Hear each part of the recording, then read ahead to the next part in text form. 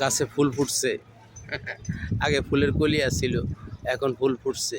যাই হোক, প্রতিদিন আসলে রোজার দিন ভিডিও প্রতিদিন আপলোড করা যায় না।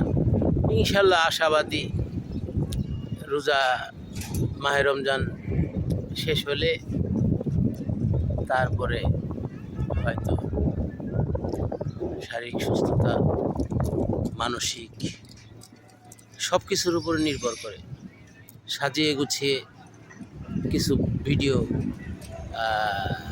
পোস্ট করা এবং পোস্ট করব।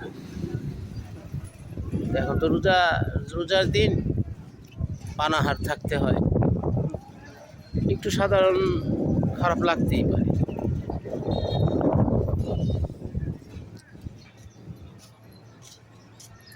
আল্লাহ হাফেজ বন্ধুগণ, সবাই ভালো থাকবেন, সুস্থ থাকবেন এবং সবাই যেন বাকি রোজাগুলা রাখার তৌফিক আল্লাহ দান করেন। আমিন।